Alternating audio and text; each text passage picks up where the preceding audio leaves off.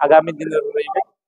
आज कार्यक्रम हूँ जो प्रति वर्ष भली चलित वर्ष अक्टोबर 2 रु आम पदजात कार्यक्रम आरंभ कर गत सरकार विकासमूलक कार्यक्रम एवं वर्तमान सरकार कार्यक्रम को जो कार्यक्रम चलती लोकों पाखे पहुंचब। लोक जानी कौ सरकार लोकंर कार्यक्रम को गुरुत्व दे कार्यक्रम अक्टोबर 2 रे भुवनेश्वर रे पदयात्रा शुभारंभ करा परवर्ती समय स्थिर कराई आपंकर मालकानगिरी रे 3 तारिख रे आरंभ होब एवं कोरापुट जिल्ला रे 4 तारिख कार्यक्रम विस्तार रूपे करिवार कार्यक्रम आरंभ।